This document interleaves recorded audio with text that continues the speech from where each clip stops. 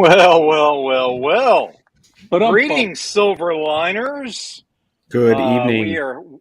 We are back. We are creating beyond calculation, beyond politics, beyond the big two. We welcome Silverliners to the wonderful world of Wednesday Wham. As always, we are joined by a healthy crew today. It's it's not a full house and it's not skeleton crew. This is our healthy crew. These are our old standbys here. And I don't mean old like, ancient, even though I am. We just don't have anything else to do. There's just nothing else we do. Hey, man, that's what we do, man. We love what we do. All right. Well, we're glad to have you, Rob. We've got Barb, the Empress of the Inks, Barb herself, Barb Kailberg, I should say. For those of you who don't know her, y'all know her. I mean, everybody knows Barb. Rob Davis, the Paragon of Pencils, the superior skeptic himself. Aaron Humphreys, who tonight is going to break records on his criticism of some of these movies in pop culture. I can feel the excitement building. Oh, it's going to be great. We need a timer for him. And Aaron, you have 10 seconds and go. Yeah. Go. We have one of the wizards of wordplay tonight. We have our favorite Scott Wakefield, your partner in crime, Rory, is otherwise engaged. I think he's writing a paper or something. I don't know. Nerd school. Working on school. I don't know. But anywho, if you've read the title, we are going to be talking about ancient myths and how they can be used not only as origins of some of the more famous characters, upcoming characters in comics, comic book worlds, but also how we can use them and how creators and aspiring creators can use them as great backdrops for their characters. So much can be found in ancient myth and in history. And the one that just pops into my mind off the top of my head, which is not a Silverline character. We like to stay Silverline focused for the first hour at least. But the Crow is very much connected to the Raven character loosely, which is a Native American mythology. Thor, obviously, a Norse mythology. Hercules, Greek mythology. I'm leaning toward letting Aaron take off with this for a while because your stuff seems very anchored in your own mythology. But what kind of ancient myths do you like to see as foundations? And do you think it helps or hurts contemporary comics to be linked to such ancient myths as their grounding and their foundation? Help us out. I don't think it hurts it. I mean, I've always liked the Norse mythologies, like Thor. Mm-hmm. I mean, and when I learned about read the actual mythologies in college and stuff. But I mean, a lot of them, I always I think I've always been more into people that make up their own myths, like Lovecraft, Conan, Lord of the Rings, that sort of stuff, like Conan their O'Brien? Own mythology in which one? Sorry, Scott. Conan O'Brien, is it? Yeah, Conan O'Brien. Yes, and, yes. The staring contest, which we need to have that one day. Just see who can crack up Aaron first. You can crack up, stare at me. Yeah. Anyway, go ahead. Sorry. Well, no, it's funny. My comic, my mythology in my comic is a little more based on just that they're just an advanced civilization that just their universe was dying. I still go back. I didn't really say. I would assume it was a big collapse. Generally, I think the universe will end in a big freeze. That's just conveying the popular consensus. But I think the big collapse is kind of a cool concept. Mm-hmm. And so they escaped the fate of the universe. They were advanced enough to make their own universe and go into it, and that's it. So they were gods of their own making, and sort of they created this new home where they can be in. That was it. So there wasn't any sort of mythology of there was a universe and they created it. I mean, there was a reason why they did it. It wasn't just altruistic or whatever. I think ones that have been overdone is I think Christian mythology has been overdone a little bit. Just the devils and angels. Ones that I like to see more of is yokai, Shinto, other Japanese mythologies, things that I've never seen before. I always like horror movies that are from other countries because I've never seen their myths or whatever. They're so foreign, so it actually is twice as scary. Stuff like that. Yeah, I don't think myths hurt comics. I think it can kind of trap you. I think if there's a lot of stuff already written down for you, it can kind of curb or hinder your imagination a little bit. I think it's funner to just start from scratch and make it up as you go along. Yeah. That's personally what I enjoy doing more. Yeah. Yeah, but I do like. What I do want to read Ragnarok, that Walter Simonson book. I've been meaning to get into that. So. Well, I think you make a good point, and to be as original as possible. One thing I love about using foundational mythology is that I believe a little bit in Campbell's idea of a shared psychology among multicultures. So, for example, many cultures share the flood myth, and so that can bring a common psychology to readership across the world. So even though you may do destruction of the world like Ragnarok, which would lean toward Norse mythology, most mythologies have that world destruction myth. So it helps, the commonality helps communicate across cultural barriers. Almost every single culture across the world has got some kind of a god of war and some kind of a trickster, Loki-like character. Yeah, absolutely. And you also have similar things like I'll use an example here just in general. Werewolf myths have been around almost as long as vampire myths and so on, and zombies. And the Skinwalker is a Native American version. Again, comes to mind. Can anybody think of maybe a literary example of the werewolf or Skinwalker myth that I'm thinking of right now? There is a literary example that you probably read when you were in high school or maybe junior high. I'm trying to think. I mean, there's the infamous, the original sort of myth that it started from. I think it was a French myth. And Beauty and the Beast, maybe? No, this is an actual real story where there was a real werewolf killing the animals. And I don't know. I mean, one of the big modern day werewolf stories started from. I have to look it up. I think it's part myth, part based in. I mean, most myths are based in some form of reality. But I do remember, I think there's been a few werewolf movies that have actually really kind of stuck closely to more of that myth that somebody was killing these animals. Yeah, there's a what was that French movie? It was made probably 20 years ago. That's what I'm thinking of. I remember it being really good and really like kind of a good creep level the whole time, like a good suspense, and everything's at night and by torchlight and that sort of stuff. Yeah, it was. Did it have a character with a tri-corner hat in it? Yeah, it had the character that had the. I think I know what you're talking. I think Monica Bellucci was in it.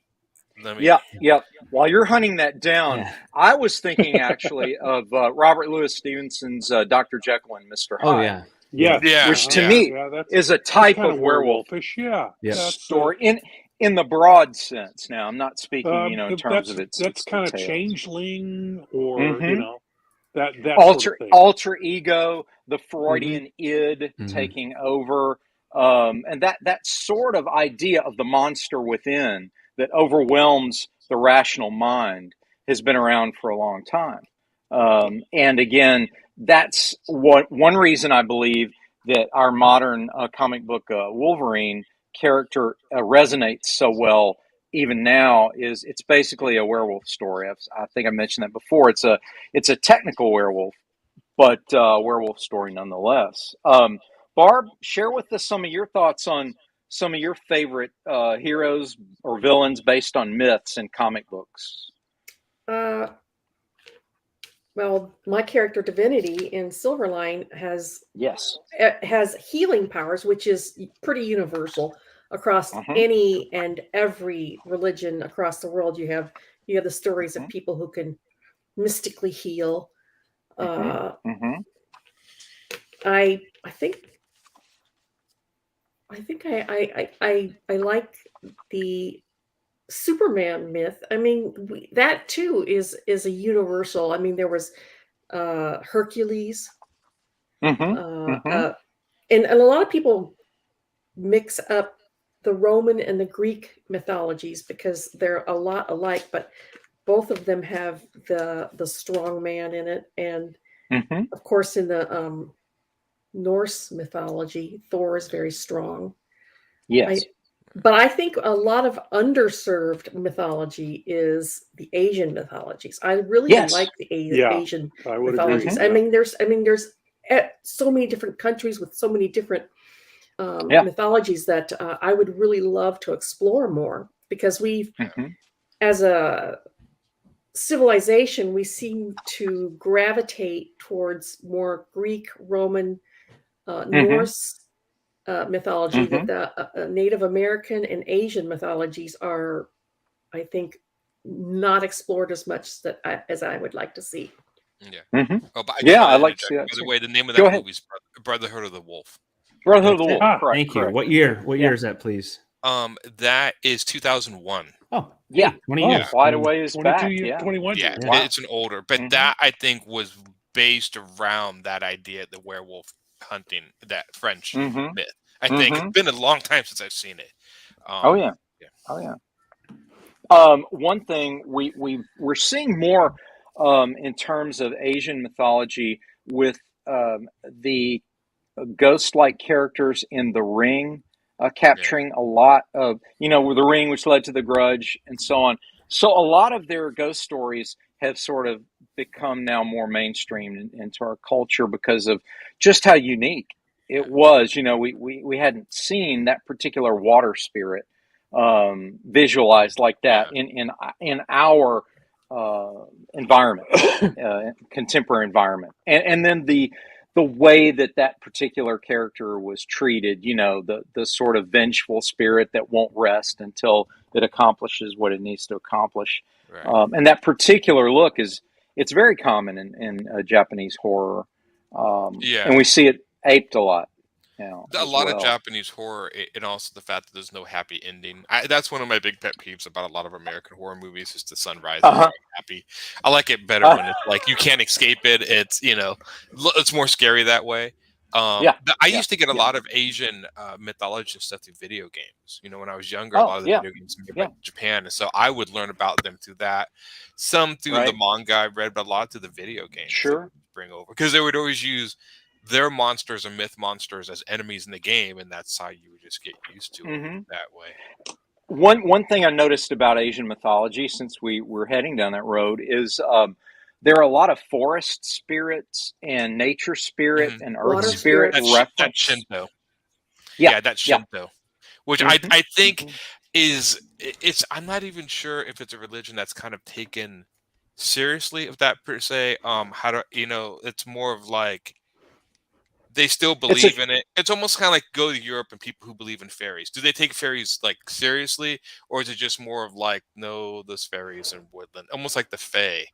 It's not taken as a religion to worship. It's just something that's a myth they believe in or don't. But it's not this huge, impact on it. Because you can go, there's places in Japan, I think you can make prayers to Shinto spirits and stuff. Oh yeah. Well, there's levels, just like there's a gradient of faith level for every single one of these, and hierarchy. I would say a hierarchy, and one of the most, probably the middle of the bell curve as far as belief, would be folklore, where people kind of go, that's part of our history, that's part of our culture. We keep gnomes and fairies and leprechauns and the nature spirits of Asia and all that. They're around, and they're sort of nodded to in pop culture and ancient culture, but nobody really thinks they work. Although it's fascinating to me that being said, the mythologies are always highly respected, and even from Europe to Asia, you'll see little temples on the road dedicated to the guardian of travel, or in Europe, a saint that protects travelers. And you'll see little dedications and a little temple, and it's like, well, no, we really don't believe in it, but we kind of do. But we don't really. Just in but case, we kind of do. So we cover all our just bases in case, here.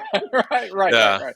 So it's a very fascinating psychology. But again, that goes to my point that it underpins so much of our storytelling. And I think I'm not going to spend a lot of time on Star Wars because we could stay there too long. But the idea, yeah, you know what I mean. The idea of the yin yang, of the light and the dark, of the force, and then the inflection of that struggle through characters, which is really all Star Wars is. It's very, very much Shinto, Buddhism, mixed with a little bit of Japanese samurai lore, mixed with even a little bit of Templar Knight stuff. I mean, he just put all that in a blender and threw it together, and we got Jedi. But that being said, I think that's one reason that particular franchise is still so enduring and popular, is because there's something about that mythology of the light and the dark inflected through action of human beings that people are drawn to. I mean, even you, Aaron, even jaded people like you go, it's old. I've seen it before a million times. Even you look at it and you can find something fascinating, and even if it's just the art of what's being done. How, like, if you watched the Star Wars Visions material, where they actually had some anime, artists, and they just gave the Japanese just free rein. They said, "Look, have fun with the Star Wars stuff," and some of that stuff looks really cool. I don't know if you've seen it, but it looked really, really cool. The Star Wars mythology, I mean, it's definitely, I mean, I see a lot of the teachings of Jedi based in Taoism, which of course. I've been studying Taoism for 20 years, so I mean, I see that right away. That's not a big deal. It's kind of it's almost weird though, because they do have a mythology, but their creatures, they don't have mythological creatures, they have aliens. So I think it's weird that, because most of the mythologies have mythological creatures, but they just know those are aliens. We have the mythological creatures, those are aliens, but we still have the myth part, and they combine them. Which I'm going to come back to that in a moment, but because I want to talk about the Hindu mythology, who has fantastic creatures in it. I want to come back to that, but I want to touch base with Rob. Rob, what are your thoughts? You've worked on, I know, a lot of Star Trek, but what were your inspirations as far as like Thor and the idea that Norse mythology could be successfully not just brought into Marvel comic book continuity, but actually fused into a contemporary superhero team like the Avengers? Thor is an Avenger. Explain to us how that works. I think that's Jack Kirby at work there. Yeah, it is, because he's the one that created. He's the one that created Thor, and you'll see themes in his work. You've got the Eternals, you've got the Fourth World, New Gods. He's always kind of looking into that, and I think it kind of gets back to what mythology does for human beings. It helps them explain the unexplainable. There you go. That's what mythology is all about. Is human beings trying to figure out, well, why does this happen? Why does the sun come up every day? It's comfort. That's a what is it? Yeah. Isn't it Apollo with his flaming chariot going across the sky? Is. Well, sure. That's exactly what mythology is just trying to explain. Now, some of it is actually just plain old tall tales, stories told around the campfire to entertain bored tribal members. That's how Paul Bunyan, that's how he became, and those kinds of stories. And some of them grab hold and they become bigger and bigger, and they get added onto, and you come up with Heracles or like a game Hercules. of telephone. Yeah, exactly. Game of telephone. Because fantastic. Nothing was written down originally. They were told the stories that were the most popular. Oh, tell that one about Heracles again. So, and it would get, and a new storyteller would come along and he'd go, well, I'm going to make this story mine by adding this to that. So it just kind of, stuff starts getting stuck, and the good stuff stays and the other stuff falls away. And that's, the stuff that really entertains and explains, that sticks around and becomes mythology. That's my personal theory. That's an excellent theory. Would you say that it's mostly Kirby's deft talent at creating and blending epic godlike beings with human beings that made Thor work with the Avengers? Yes. Was it really mostly due to Kirby? Yeah, because the Thor that Kirby created is very little has very little in common with the Norse mythological Thor. Oh, I mean, he's got the same family, but you know, in the myths, he's got a big red beard and red hair, and he's even more obnoxious than the movie Thor is. The movie Thor is the MCU Thor is actually closer to the myth than the comic book one is. He was always a bombastic, braggart, for lack of a better word, a butt. He was a butthead. Whoa, You know? Rob, this family show. Hey, I could have used a different word, and I didn't. Tiny. Yeah, I caught myself because I said He's it. kind I of a said it bull- a couple episodes ago. But no, he's kind of a bully and he's a braggart. a jerk. Yeah, he's a bully braggart. That's perfect. That's exactly where I was trying to get to. There's the counterpart to him, a little more humanized. Hercules in the Greek mythology is the same sort of personality. He doesn't have the same powers, but he has the same sort of personality as Thor. I've always thought those two would get along like on a bar hopping journey together, right? Hercules and Thor. How hilarious for that. Until Hercules kills his wife and goes crazy.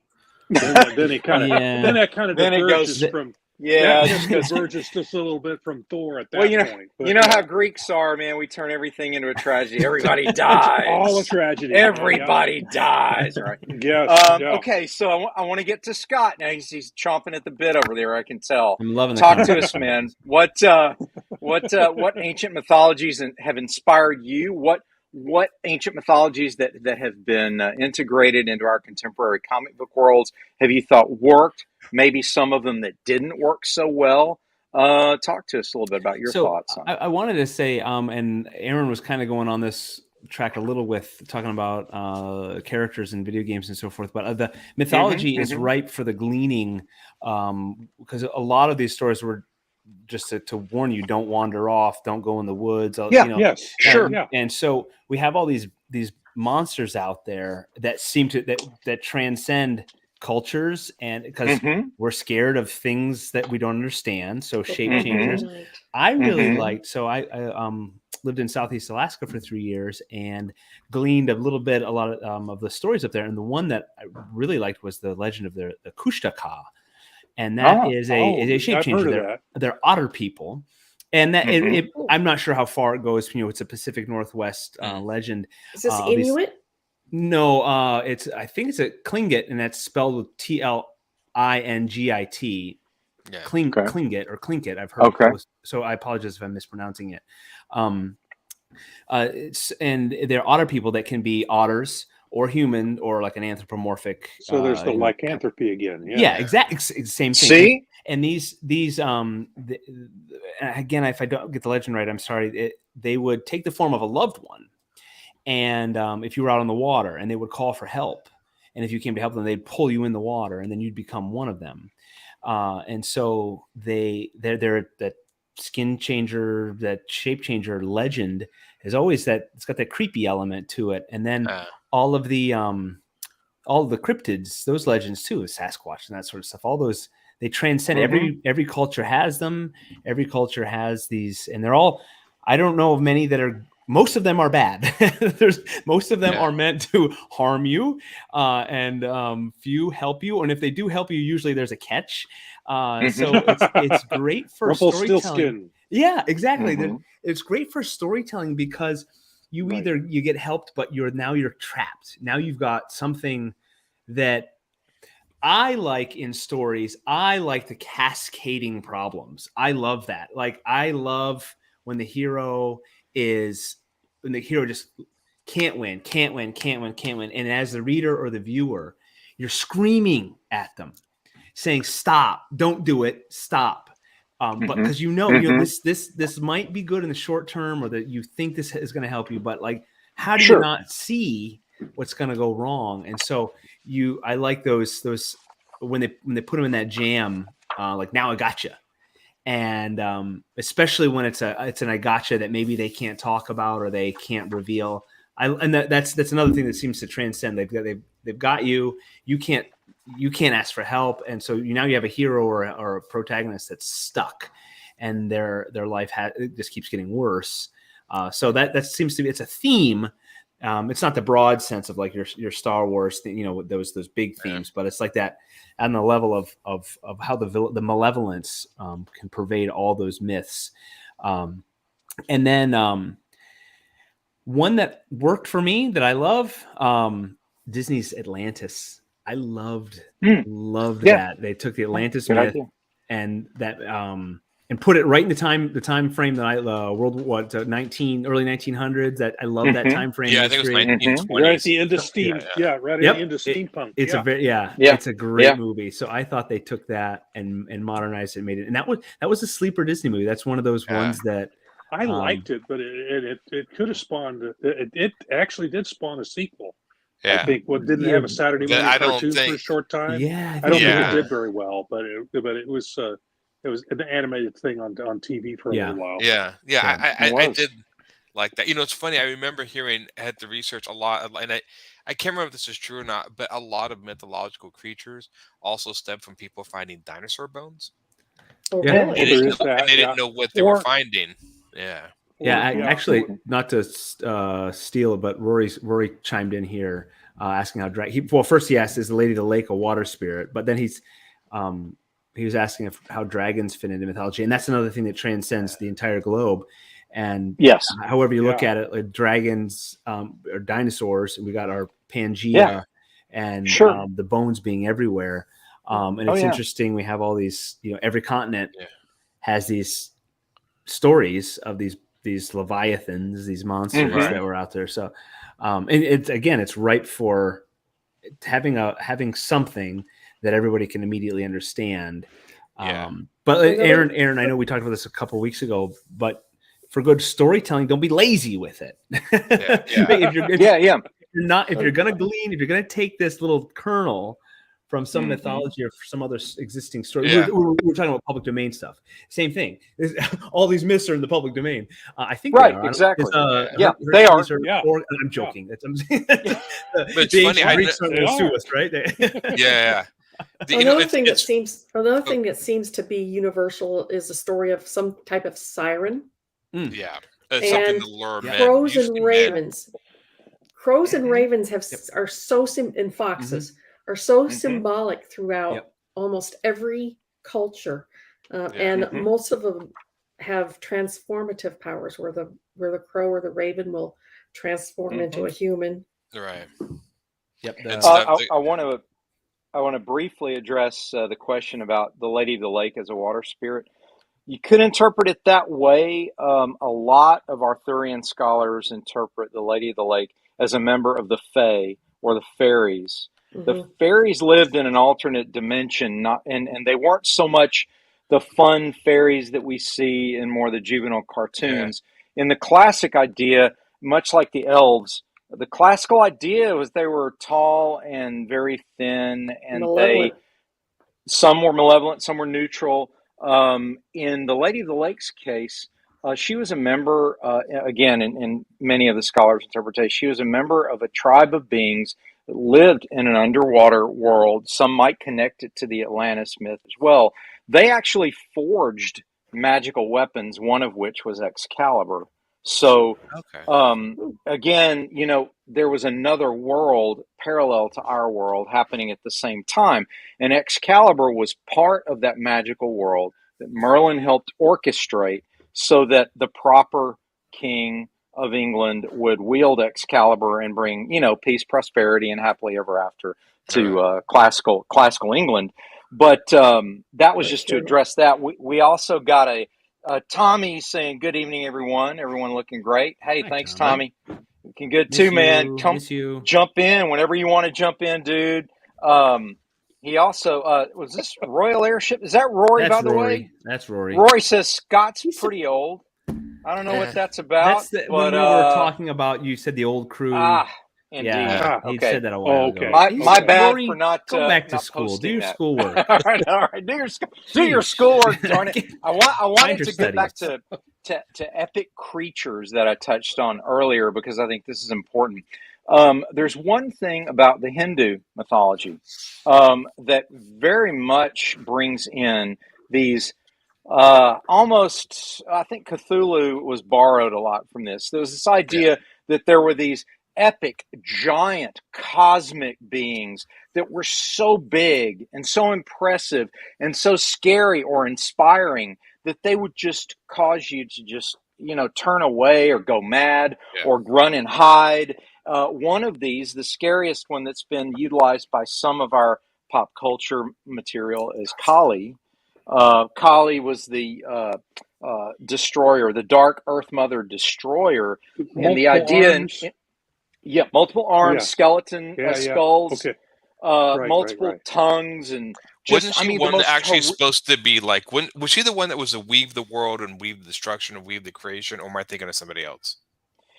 Some attribute the weaving to her, but that there is another weaver. That's right, goddess. Okay? So I didn't mean to interrupt. I was trying to. No problem. This is the goddess, the equivalent, I should say, of the goddess of destruction, war, death, and it's very important to remember that in Hindu mythology, which eventually inflected itself into Buddhism, Hindu mythology was really about applying deities to the cycle of life and death, to aging, to birth, to tsunamis, hurricanes, horrific disasters were attributed to these beings. Explaining the unexplainable. Explaining the unexplainable, exactly. And anyway, the inflection of this ancient culture, the Hindu culture, they put so much imagination into creatures. They're fantastic. Everything from Kali to Indra. You've seen these visions of the giant white elephant. Yep. Indra was the king of all the gods, and he had this white elephant. And so they have elephants almost as a sacred, I believe it is a sacred animal to them. Again, the imagination of that culture is fantastic. And again, it also has in common the same sort of open-minded expansion of visualization that the Egyptians did, where they would blend human and animal beings for their gods. Anubis, for example, the god of the dead, had a jackal's head. Bast, the goddess of cats, had of course a cat head, and then and on and on and on. Ra, the sun god, had the head of I believe it was a falcon. Was a falcon or a hawk or something? I think you're right. It was a hawk or falcon. Yep. Yeah. Hawk or falcon. So you had these blended anthropomorphic gods, and so it's fascinating to me. We go from those inflections of explaining the unexplained to then, I think one reason we hyper focus on the Greco-Roman stuff, Barb, that you touched on earlier, is for one reason, most of our heritage here primarily goes to that in many, many cases, the people who started doing comic books and so on. But another part of it is the humanization of the gods that the Greeks did, where they made them petty and jealous, and they gave them the same flaws as human beings, right? So they kept a pantheon up in Olympus that was just as petty and backstabbing and mean-spirited or inspiring and loving and nurturing as human beings can be. And so immediately there was an identification. It's much easier to identify with Hera being angry at Zeus for sleeping with all these human women than it is to identify with, a falcon-headed god or a jackal-headed god. You see what I mean? It's a little more accessible to us. Not relatable. Not so much good, bad, better, or whatever. I'm not making those comparisons. I'm just saying for storytelling purposes, sometimes it's easier to connect with the more human gods. And then, of course, the Romans adopted and changed the gods, and inflected them in their own way. You went from, I believe, Athena became Demeter, that kind of thing. Mars Hercules became Hercules. Yes. And I think they kept most of the same myths. I'm not sure if the Romans, they just kind of stole the gods. They would do that all the time. They would come in and steal. Oh yeah, well, yeah, that's what they did, man. That's what all the empires do. Yeah, like England and America that's stealing all the words to put into English. Christianity everywhere. Christianity did the same thing. I mean, there's no coincidence. Yes, Christmas is on the winter solstice, and Right. Yeah. Oh yeah. They conscripted the Yule log and all the other beliefs and made him Christian instead. I think that was my biggest. I think maybe that's the thing why Christianity there's not enough cool creatures to fight. Yeah. Demons.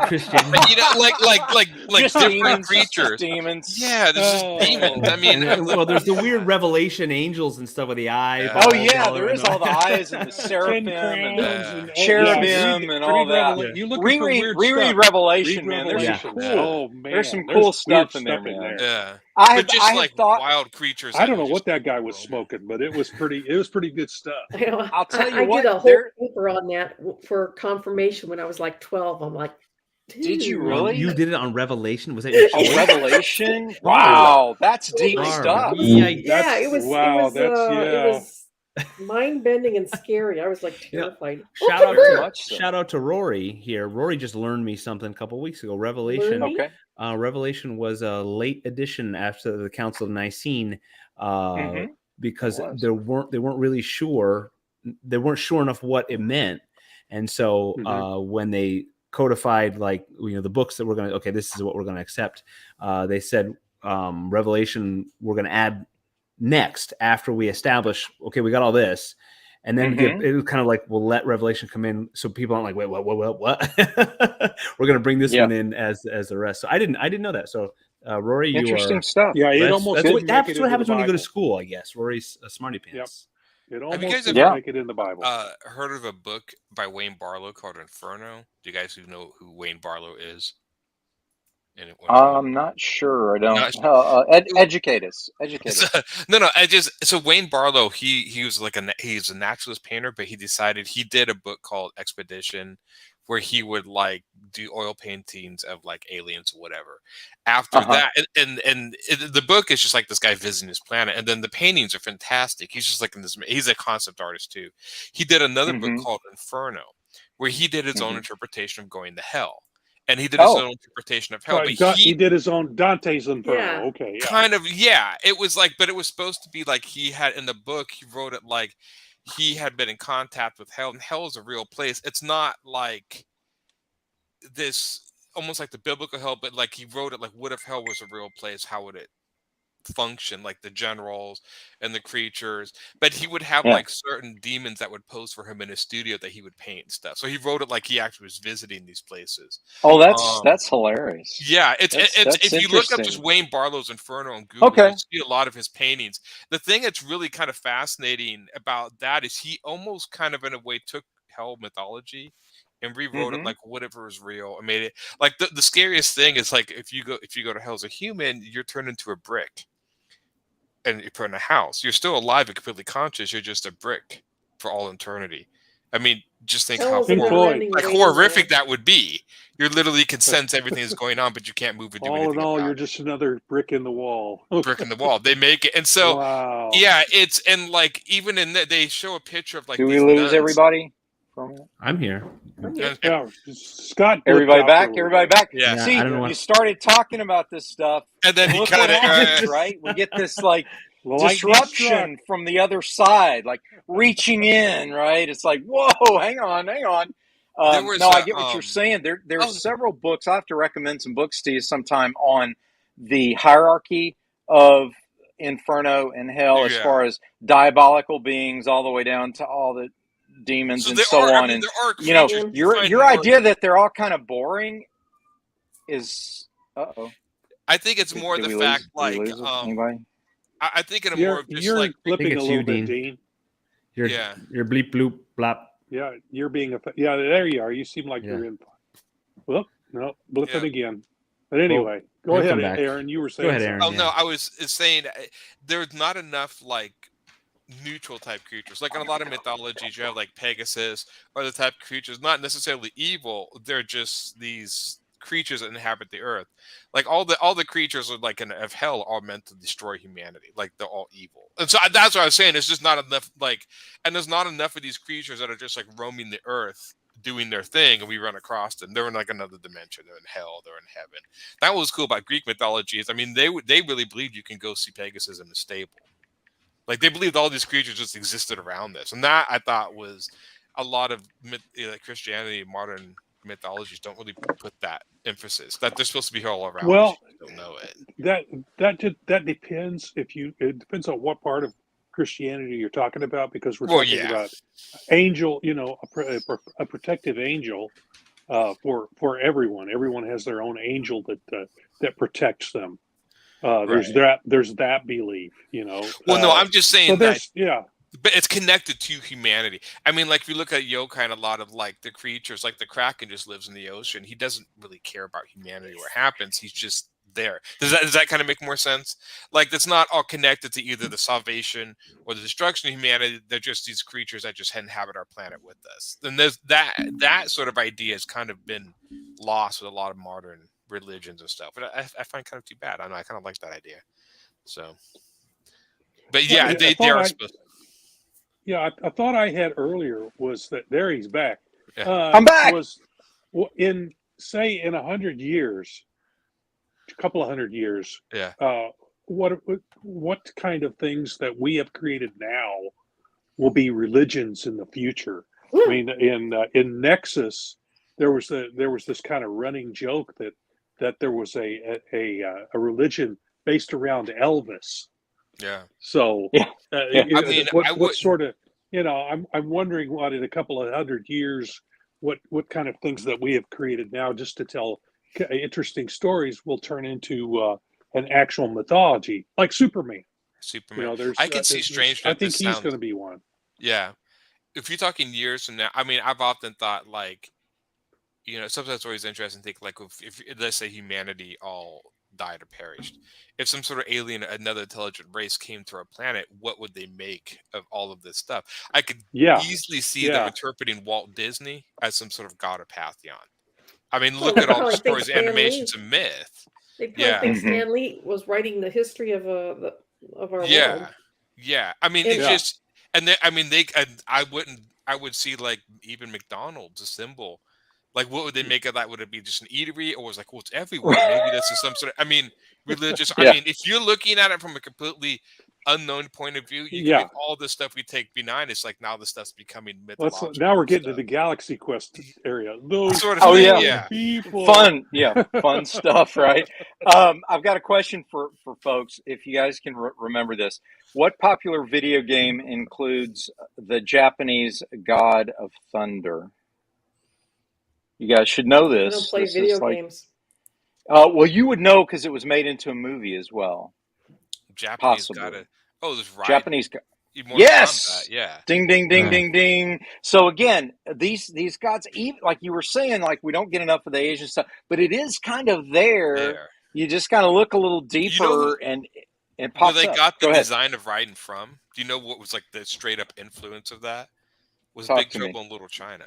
Yes, awesome is that, right? They said I love that movie. Gosh, speaking of that movie, right? And this is going to segue into what I want to talk about a little bit later, but we'll go ahead and touch base on it now. I'm watching SpiderMan Far From Home. I mean, No Way Home. Yes, I'm late. And I get this all confused. I know he's not home yet. He's not home yet. He's not home yet, I guess. I know. And everybody's like, oh my gosh. That's the next one. Yeah. Yes. He's not home yet. He's not home yet. Spider-Man's not home. Spider-Man's still not home.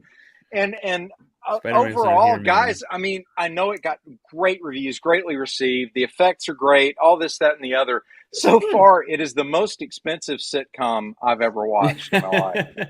This thing is hilarious. This thing is just Spider-Man is running around. Peter Parker, everybody knows he's Spider-Man, and he's got to like put the genie back in the bottle. So he goes to Doctor Strange. He's like, dude, seriously, you got to help me. Like, make everybody forget that Peter Parker's. Except for my girlfriend. Like she's got to remember. That part bugged me. Yeah. Didn't you guys discuss this ahead of time? It's like my Aunt May. Yeah. Make sure she remembers. And my friend Ned too. And then he's like, oh, come on, dude. And so I'm going, this is so like, this is just. It's a jaunt. I mean, it's literally like Willy Wonka and the Chocolate Factory for $200 million. That's why I have crazy. A little interest in seeing it. It's really written, I guess. It's a lot of fun. It's fun. It's if you take it as a I guess I'll be in the mood. Yeah, if you take it as a sort of a lark, kind of like, hey, let's just have fun for $200 million.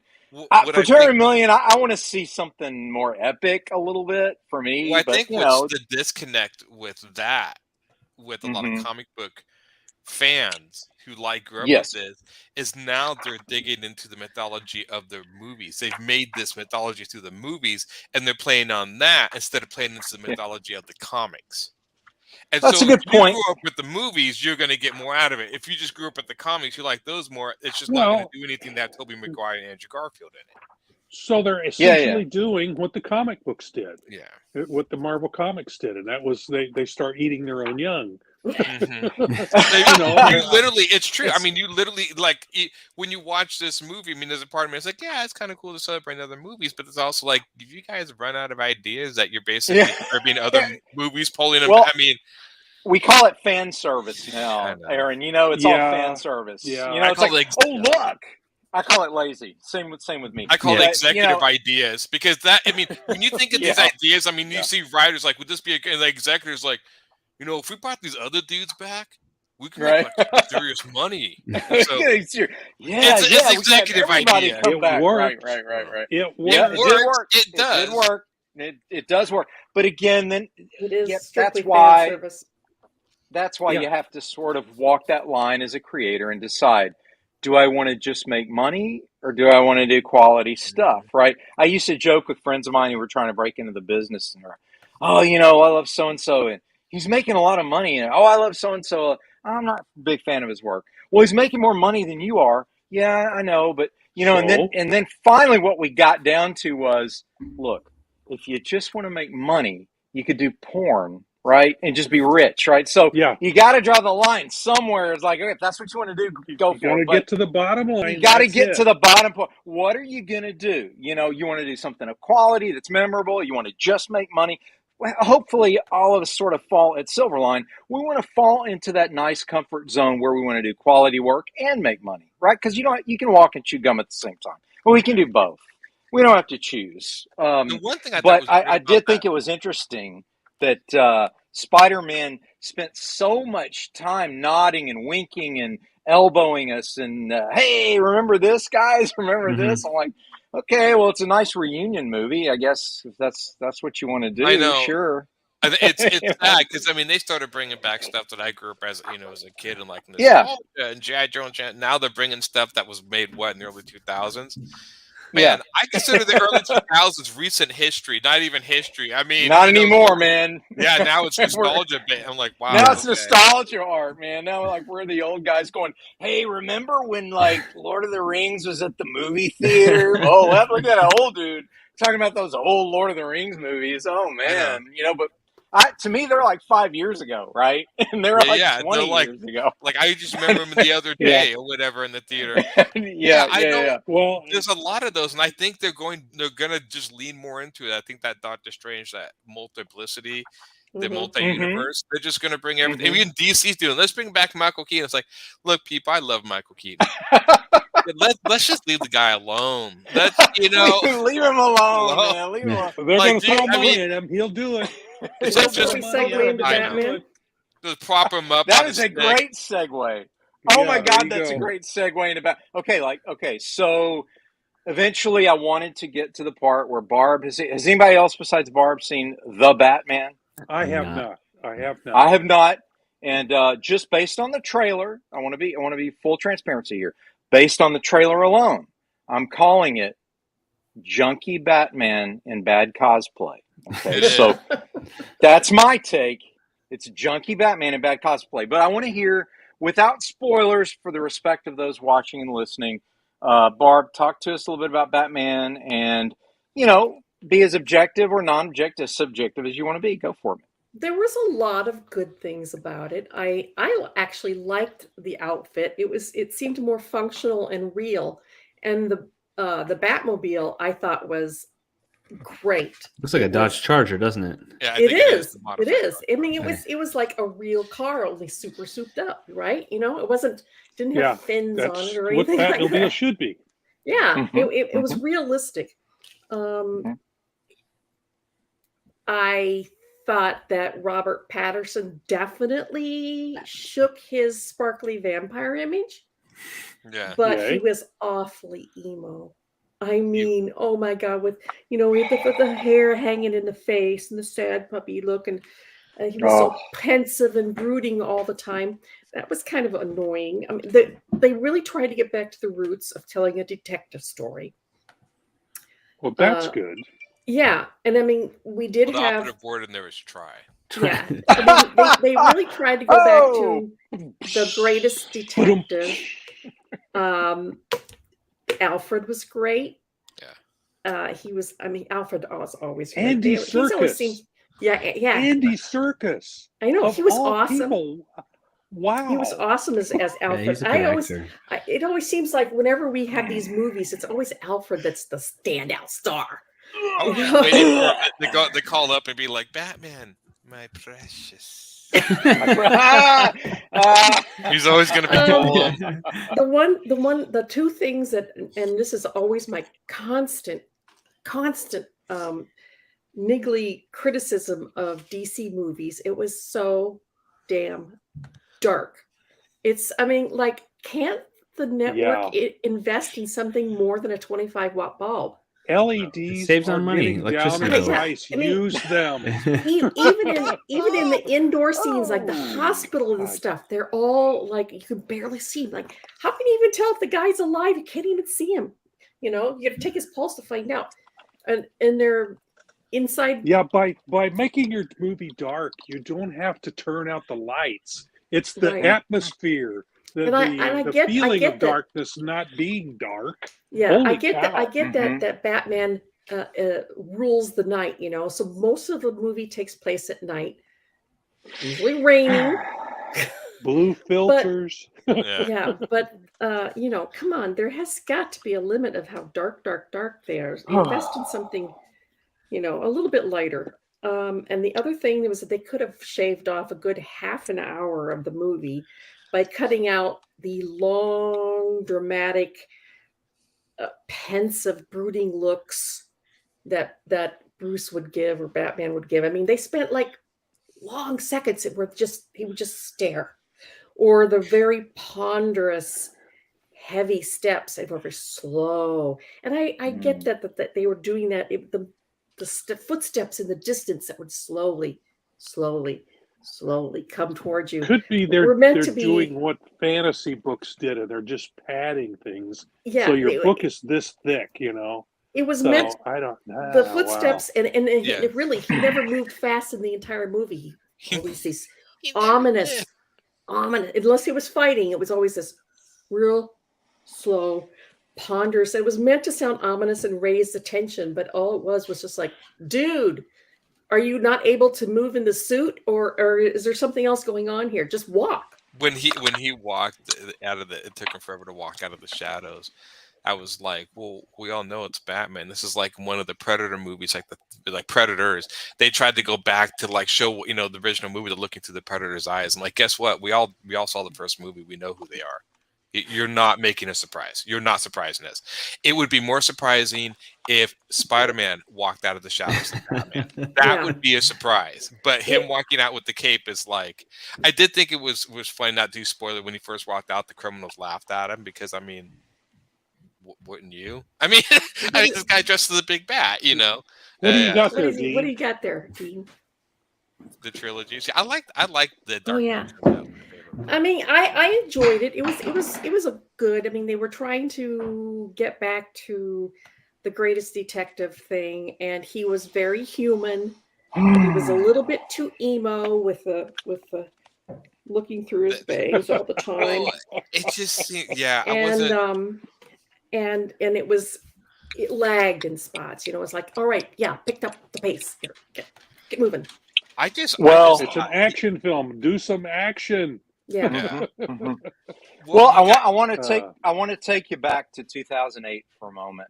Ancient history, I know, but 2008, The Dark Knight, Heath Ledger as really an anarchy version of the Joker, but so scary that it just gave you nightmares. Pee water out of me, right? Yeah. And just think about the weight and power and impact of that movie with all of Nolan's realism. Strict rules. It's got to be realistic. no giant statues, no fins on the Batmobile, all that stuff.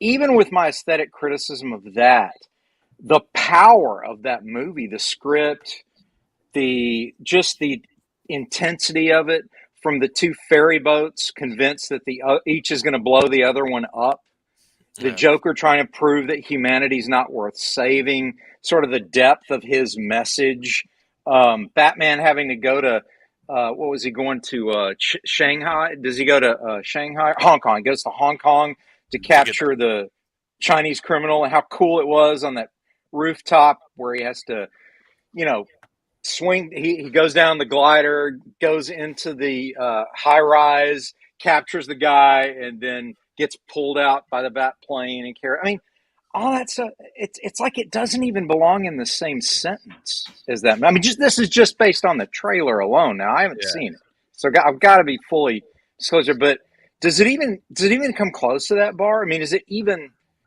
in the same room as The Dark Knight? I mean, come on, that thing is like a legendary movie now. It's down the hall. It's down the hall. I mean, it's down the hall. That's too bad. Yeah. But I mean, let's face it. There's nobody that's ever going to, as far as I'm concerned, ever going to approach Heath Ledger's portrayal of the Joker. He was the epitome of chilling. Yeah.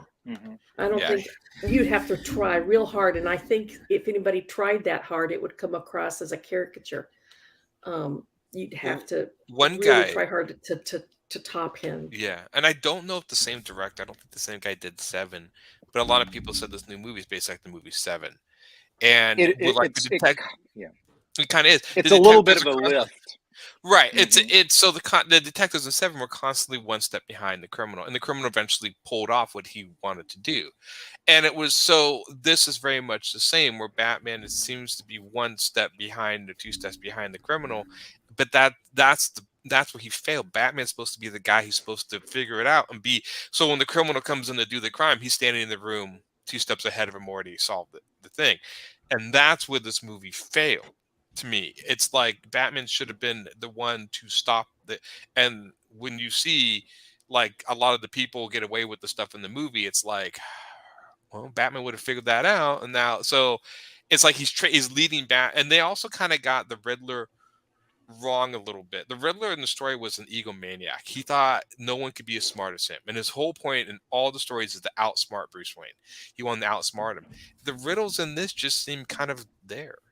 They didn't really do anything. I mean, and that was the point. And they kind of just made this terrorist character and slapped the Riddler on him. It's like, and I was like, okay, that's not really the character, but whatever you want to say. So Fruitbat36 says, somebody said this movie isn't a story, it's a mood. And he's right. It's a one pensive brooding emo mood.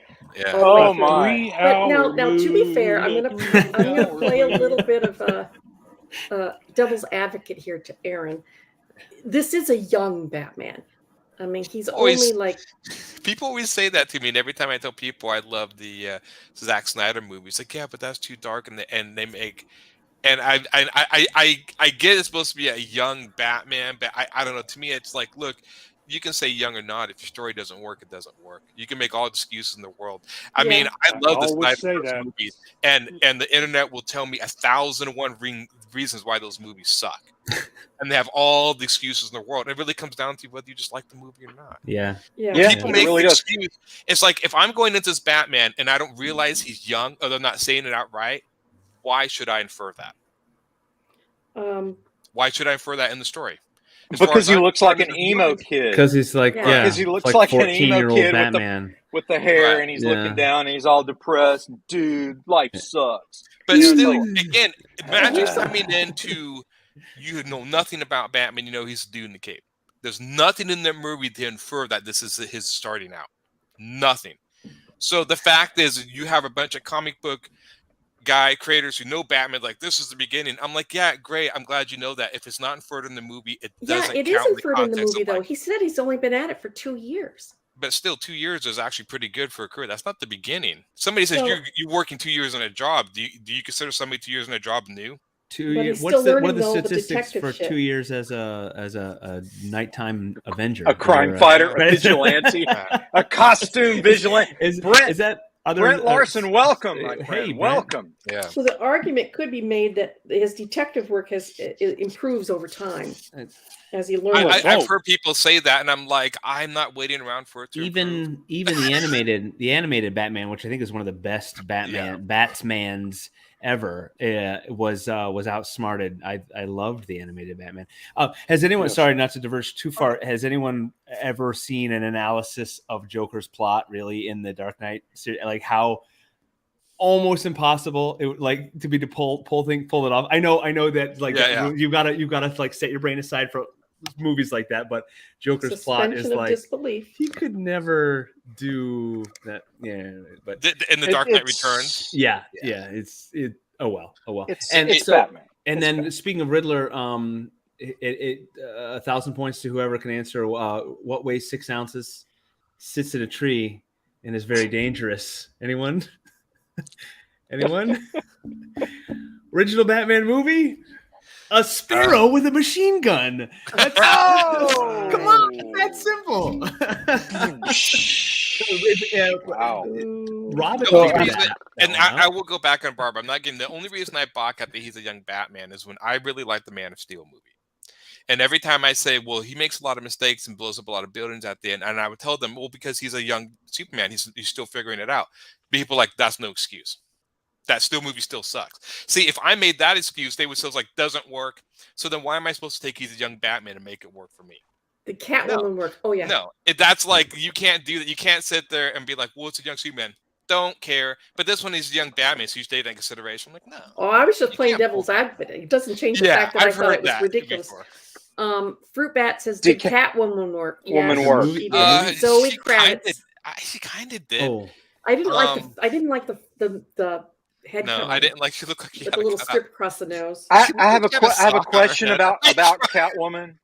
I have a question about her in this movie because again, I haven't seen. So I want you guys to clarify for me. I read that she pretty much schools Batman and pretty much, you know how sort of the common approach to the Batman Catwoman relationship is that he's pulling her to the side of the angels, right? Oh, yeah. And in this movie, the idea, I've been told, now you guys confirm this or not, that she's sort of selling him on the idea of, hey, it's okay. I mean, you know, I'm sort of stealing from people who don't need what they have anyway, kind of a thing. And plus, she's a little more of a violent criminal than our standard Catwoman. Is that true or not true?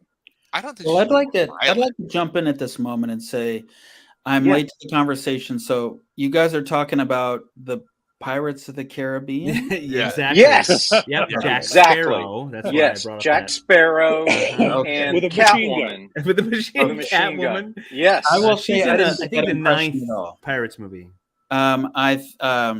Batman was very much like, okay, I need help with this. I'm not interested in your extracurricular stuff, which in a way kind of makes sense because that's kind of what he's all about. He's not necessarily beating up people and then reading in their rights or, you know, asking them if he hit the criminal too hard and would he like an attorney, etc. So why would he give Catwoman trouble if she's going to do some crime on the side? So I didn't. Well, that's always been like the big red herring. Is like, well, we've got to stop Catwoman for like, you know, stealing stuff. I'm like, dude, you assault people every night. Yeah, that's a crime. So I mean, you're a walking crime as it is. You're running around like, yeah, but they're criminal. Still assault, dude. You know, I don't mean to be, you know, very offended. You know, well but see, then what you've done there is you've eliminated the fantasy element that has been the sort of given of all these vigilante superheroes. Is it's okay in comic books to do that. We don't do that in real life. That's why it's a comic book, right? So when you get too close to realism, therein lies the problem of applying legal issues and all of that. Then it's no fun anymore because you're like, well, God, if you're going to apply, you know, realistic legal issues, none of these comics would work. Nothing would be realistic enough. Nothing would work because they're all fake. And let's just read true crime books. Blur the line when they always bring in the DA and the courts and everything. I'm like, we're bringing in courts I don't and like stuff that. in those movies. If you're bringing in this sort of idea of realistic law, then don't bring realistic law. Don't try. I mean, you can bring in a realistic law that's integral to the world of fantasy that you've created. But if you try to put Batman just broke this law, this law, this law, I'm out, because then it's not a comic book anymore. It's not a fantasy. This is fantasy. Yeah. But you know what I'm saying? But it's just one of those things. I mean, it's a fantasy. It's a power trip, fantasy. Well, yeah, exactly. It's like Zorro. Why was Zorro invented? Because there were all these oppressive warlord rich guys taking advantage of these poor people. And so one of the rich guys was like, that's not right, man. I'm going to pretend to be this foppish rich dude, learn all their secrets, and then at night I'm going to dress in black and make everything right and take my own vigilante justice out on it. That bugged me about the movie was that Bruce is supposed to be a playboy. This guy's a hermit. Yeah, he's supposed to be like smooth and cool, and this guy was a hermit. He was never seen outside of. Well, this guy, look, the guy's a junkie. Okay, look at it. All right, if you saw him on the street, you'd go like, "Hey, man, this guy needs help." I mean, he's depressed. He's this, he's that. Bruce Wayne's whole attitude. Actually, there is no Bruce. Bruce Wayne is the disguise. Batman is the real character, right? So Bruce Wayne is the disguise. Bruce Wayne is the, hey, how's it going, ladies? I mean, that's Bruce Wayne, right? And the reason he does that, yes, he's doing that to disguise the fact that at night he dresses up like a bat and takes his revenge on all the bad guys and hands them over to, Commissioner Gordon so he can put them away. But again, fantasy world, the closest it got to realism was probably Nolan, right? At the peak, which is probably Dark Knight. Most people would agree. But you don't really want to go any more real than that. You probably don't want to go any more real than that. Otherwise, it's just going to be like a procedural police show tonight on Batman. Dun, dun. Batman, dump. I just think I don't care if it's real or not. I mean, with disbelief, but I do think there are interesting stories you overlooking because of that. I do think, the fact that the cops are trying to take him down because he is a vigilante, but the fact that, it'd be interesting. I'm sure there's some stories of people come back to Batman. It's like, well, look, Mr. Crime Fighter, you've broken a ton of crimes. That'd be a good moral idea to talk about in the story instead of Batman but Batman's justified in doing that because he has a better cape than you. He has a better cape. It's just it could make for some interesting, strange enough when you actually bring in some of those moral dilemmas into superhero stories. You actually get some pretty interesting stories. But then you go, they do that a lot. They've been doing that for the past 30 years. The last 30 years has been deconstructing Batman ever since The Dark Knight Returns in the late 80s, right? 87, whenever it was. They've been deconstructing him. Yeah, they've been deconstructing him. Well, if this was real, look how the media would treat him. Look how society would treat him. Look how... Yeah, okay. But how many times can you do that? We know that. It can't be real. Anybody who would do that would end up in jail. So. I think Batman also tends to bring itself to real because you can actually see a possible guy really doing this. You can't see anybody climbing walls like SpiderMan. Nobody can fly like Superman. But you can see somebody had enough money actually doing this. I don't know. But would they wear hockey? Would they wear hockey pants? Yeah, but the fact is, would they sleep? How would they get? If you can see somebody doing it, then you would be that's like the hardest part. And also, we also talking about coming from the comic book page to the movie. You can disbelieve Batman beating up criminals on comic book page because it's drawing in the drawings and it's fancy comic book disbelief. Sure. Once you put a dude in a bat suit on a regular street corner where we're like, because you can't watch a live action Batman movie and not watch it and be like, yeah, this is the real world. Why? Because I'm looking at real live photography of the real world. And I'm looking at a real dude in a real bat suit. It's not a drawing. So there's obviously got to be some component of like, yes, there's disbelief, but there's also like, if you're breaking the laws of physics. Like if Batman's doing amazing things when he's like jumping 6 stories down and he lands safely. Okay, in a cartoon, whatever. In a real life movie, dude, I'm looking at a real building. I'm looking at real gravity. I'm looking at real effects. You can't pull this one on me. This gliders, but glider wing, the glider idea works. Like I thought Nolan did a pretty good job. I didn't realize his cape turned into the glider in the new movie. It did on that day. Yeah, I didn't. I was like, "What? How did he get what?" Okay, I didn't snap. I didn't figure that but out. Now, not too many spoilers, people. I will say there is one element that actually helps me with the suspension of belief, and for fans talking about, and that is that we're talking about the idea that Batman is quasi in the real world, but we're talking about a city that is worse than any city you can imagine. So you're literally saying the cops, they're not going to solve it. I mean, what happens when the cops are as bad as the criminals? Yeah, exactly. The Joker shows up. I mean, can you imagine him being let loose on like Orlando? We're all dead. And it's like, well, what are you going to do? The answer is you got to get extreme. And think about, here's maybe a good thought. You've heard stories of like the cops bringing in like a medium or a psychic, and people are going, what is that person even doing here? This is insane. This is dumb. This would never happen in real life. And yet it does happen from time to time. It does happen in real life. I am so out of my element and this environment is so bad. We need a specialist. Batman is the specialist. That's right, probably but the difference how I between it, if the going belief of that is the terror or the psychic is not beating up the people they find, Batman is. But that would be a good story. Wouldn't it be a great story? Write that down. Wouldn't that be a good story? right? Okay, that's mine. That's mine. I'm taking it. Take it. Tracks down people psychically, like kicks the crap out of them. Yeah. And then when the cops come to arrest the guy, like, why'd you beat him up? Trust me, he had it coming. Okay, you don't even know. You have no idea. Or the criminal's lying in a puddle of blood, and the cops are like, "What did you do?" And Batman's like, "I didn't lay a hand on it. Did not even touch it. Did not lay a hand on." In for Fan says he hasn't become the Bruce yet. That Bruce yet.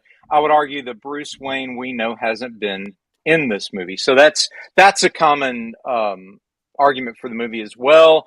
And he's also saying it's possibly a disservice to compare the Batman properties. It's what we do in for Fan. Yeah. It's what we do for fun.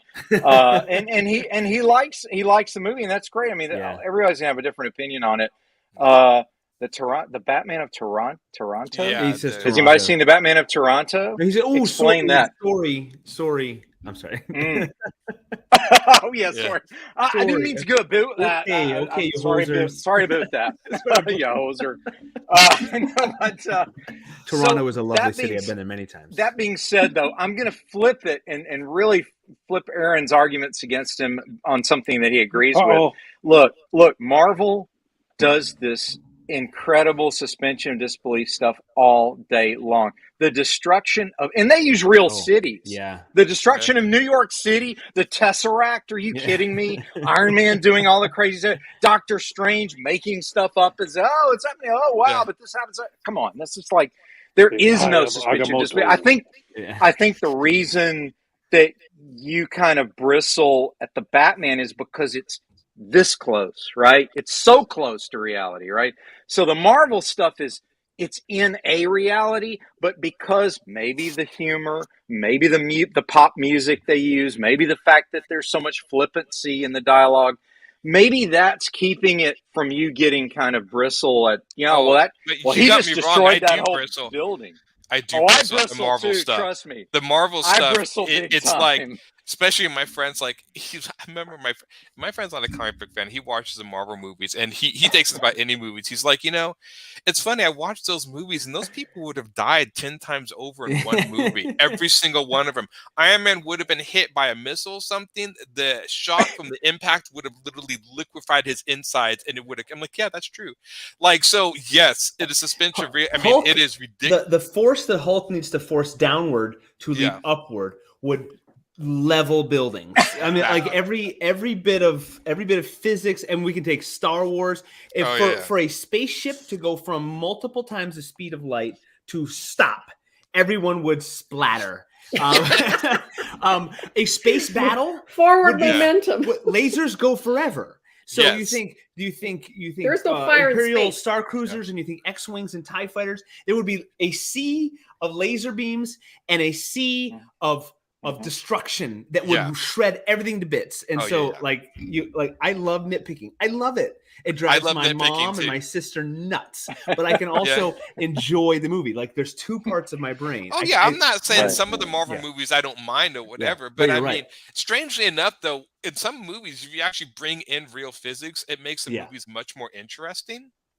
But sometimes, superhero movies or whatever. Babylon 5, I just have a hard Star time Trek. envisioning a movie with the Hulk where he has to get to the top of a building, so he has to take the stairs, or like, the rebels are going to take on the Death Star, and then you have a caption that says 1 month later, and they all have beards, and they're like, holy, half of us have died of starvation, and we're only like a quarter of the way there. And then we're going to put in relativity, and they get there, and everybody's already dead and aged because of the movie, the speed of light. A bunch of old people, they've all retired.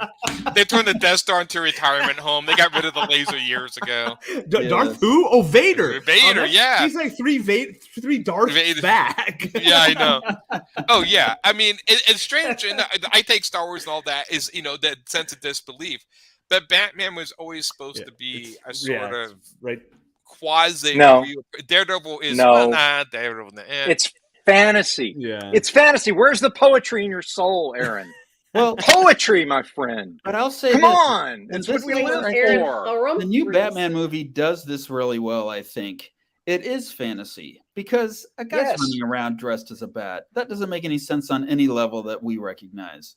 But what you do is you take the fantasy element. You say, okay, here are the parameters. We're living in a city where dressing up as a bat is weird, but it's acceptable.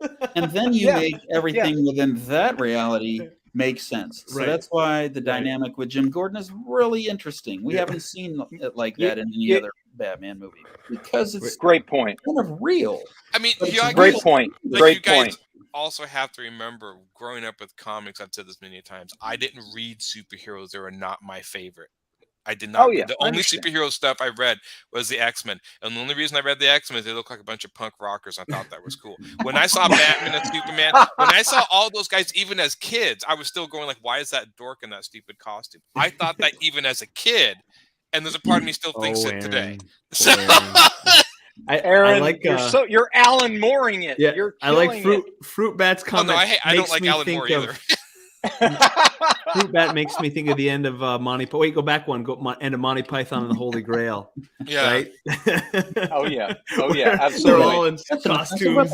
They're all in costumes. The police getting taken away. Come up and drag them off. All right, that's it. Pack it in. Here we go. Actually, when Fruit Bat brought that up, his last comment, it just had me like, sorry for a laser beam to space found a Final Destination. That would be funny if they actually shot a laser in Star Wars and like in Return of the Jedi, like a laser just goes to like Vader's head, and they traced it from the first movie. He demised his own death and didn't even know it. That'd be great. Fruit Bat says that would be a fun story in Star Wars. Follow laser beam in space. That's just great. Oh my gosh. Yeah. Oh, that's good. Infrafan says Aaron Moore. See, the funny thing is like Alan Moore. Like, I don't see how Alan Moore is like, I guess his Watchmen, but his League of Extraordinary Gentlemen was not realistic. His V for Vendetta was okay. Alan Moore's boring to me. I've tried to read his books. God knows I have tried, and halfway through, I'm like, dude, you're just boring, man. And even when I would watch, Watchmen, where they're like pontificating on the ideas of morals and stuff, I'm like, yeah, but you're wearing an owl costume, dude. Yeah. I mean, I can't see past that. There's just something like I just can't see past like. Right. But you're still. But hey, I mean, you're kind of doing the same thing with your Godlings characters. I mean, they're cartoon characters, but again, the belief, the suspension of belief, we're there with your characters because the environment, right? And because, wait for it, here's the ultimate, because it looks cool, right? Yeah. Right? That's why we love ultimately, for me as an artist, if it looks cool, I'm with you, man. Well, I'm with you. Whatever you're going to do, I'm with you. This stuff works in comic books. I was talking more when you bring it into real life movies.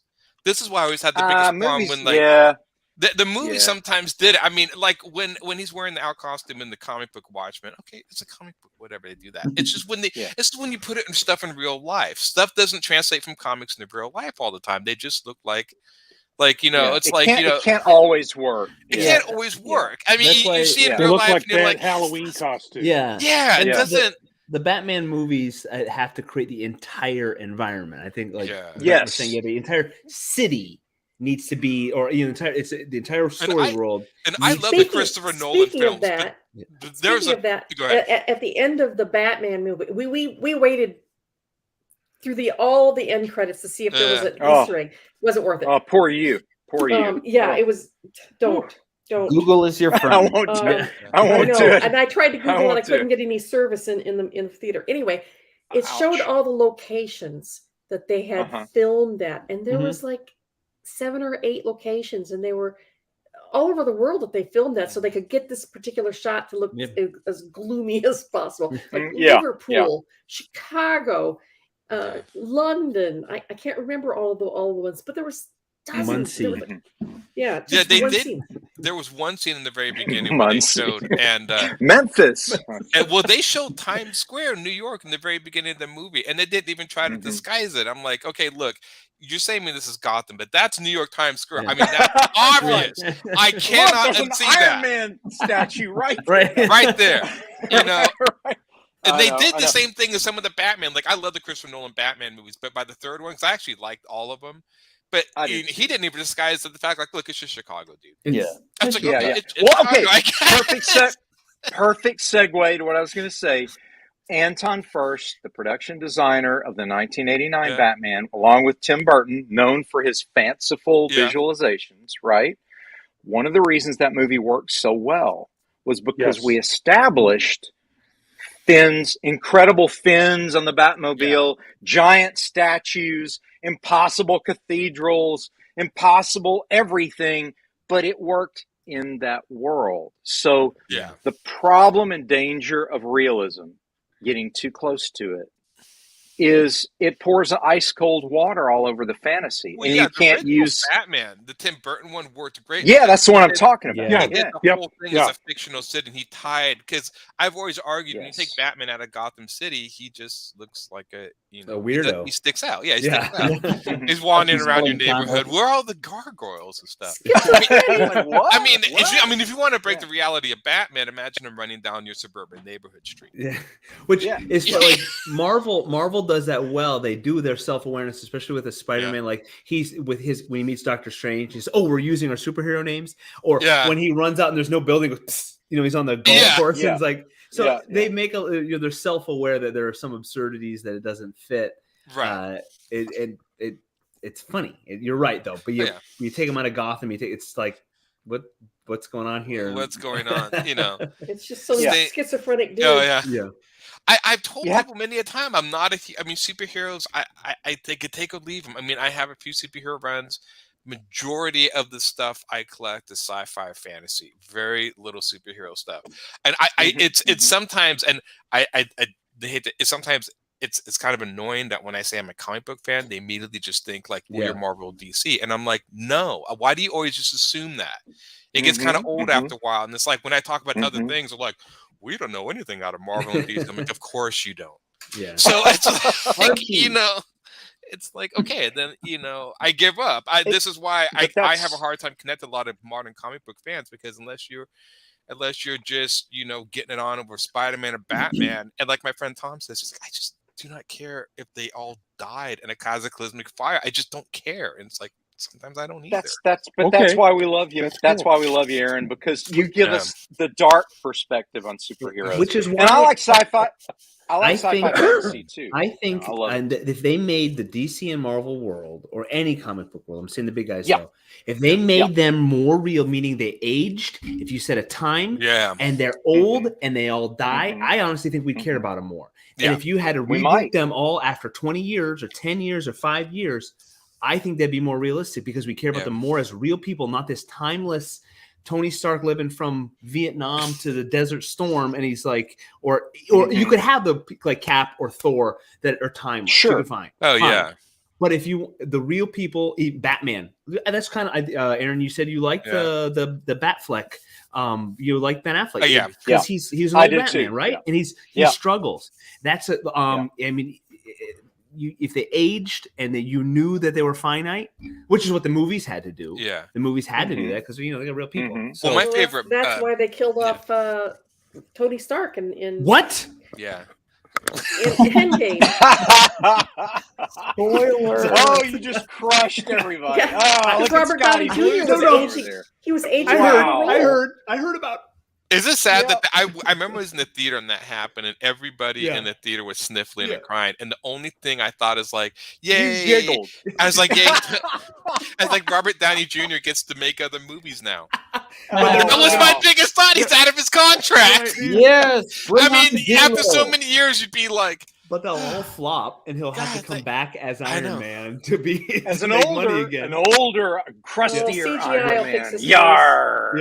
Yeah. This is like when Harrison Ford is like, I want to talk about Star Wars. I don't want to do Han Solo. I don't want to do. No, we're not talking about that. Yeah, I know. Infrafan says Aaron is the spice of life. God bless him, and I agree. Thank you. God bless Aaron for being the spice of life. And that brings us, ladies and gentlemen, to a close for this episode. But before we go, yes, Kickstarter. Remind everybody. I'm sorry if I jumped the gun. Go for it. Yeah, and it's No. Kickstarter is funded, so everybody's getting their comic books. Anybody out there that wants to back that thing, you're getting yours too. So it is a guarantee. We have at least, I think, a dozen, right? 11 or a dozen back. Everybody's gotten their books. There's no they're out there. How many? 17. Well, 17 titles, but how many Kickstarters? 17? Yep. All of our Kickstarters have been you've been fulfilled. That's the word I was looking for. Everybody's been fulfilled. So, folks, let's get these stretch goals so we can get all our extras, because I want my extras. So I'm telling my friends, tell your friends if you've backed it. If you haven't backed it, get on Kickstarter. Go back. You search Roland Man. That's the easiest way to. But you can also search the Wolf Hunter, or Sirens. Wolf Hunter will get you there. We're on Kickstarter right now.